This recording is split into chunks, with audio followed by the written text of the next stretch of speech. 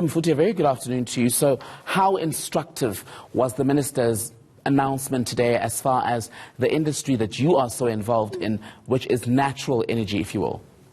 The Minister's announcement today was very clear. He spoke about the IRP. He spoke about the need to restructure the national utility as it is today. On the IRP side, of course, the need for a diversified generation mix from different technologies. I mean, we had Minister Mantashe 2 weeks ago announcing the IRP and actually saying it will, most part of the new generation capacity is going to come from renewables and 18% is going to come from the wind sector, and it's something that we welcome and accept. But the IRPs have not been without controversy.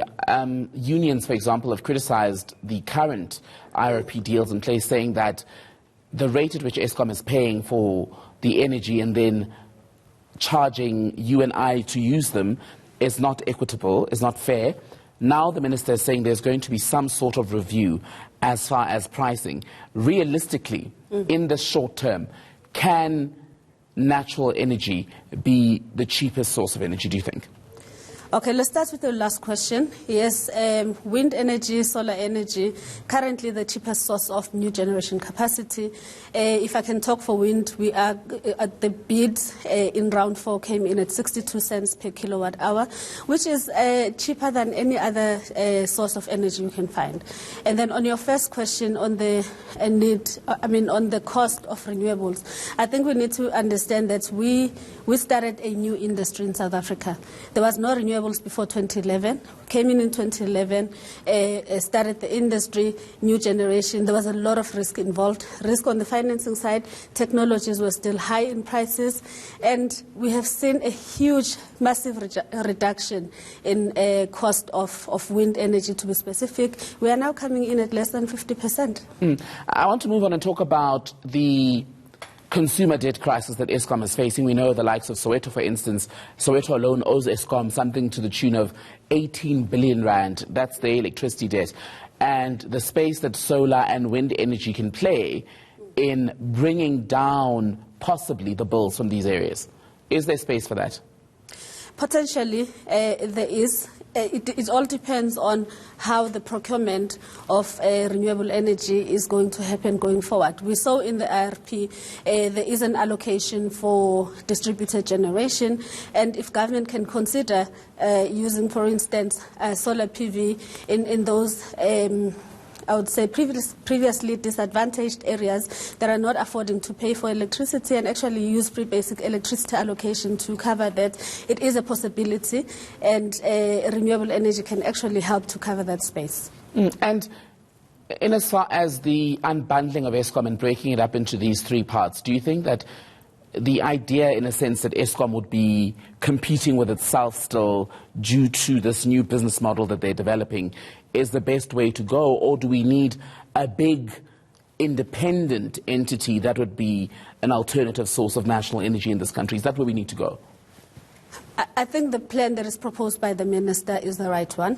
You take Eskom in its current state, you break it firstly, the financial restructuring. So you break the accounts, and then eventually you break the operations, and then it becomes separate legal entities at a later stage, because you can't move from an Eskom we have today to completely new entities tomorrow. It's going to be a slow process to get there. But if the plan is clear in terms of how are we going to get there, I saw in his plan he spoke about what we aim to achieve by 2021, what we aim to achieve by 2022. It's quite a good plan.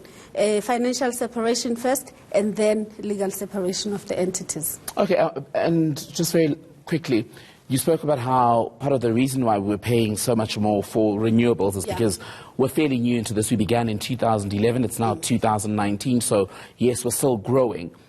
And as we evolve and do more of the natural energy consumption, would there need to be a mass reskilling, I wonder, at staff level for Eskom? Is that what would need to change? Or can someone who's worked in electricity just move on to the next thing?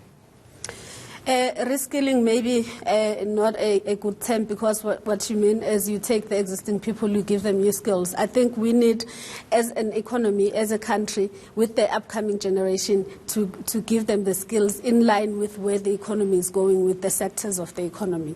So that's one. And I think you are going towards, we are going to decommission a lot of coal in areas like in Mpumalanga that came out of the plan. 12 gigawatts is going to go in the next 10 years.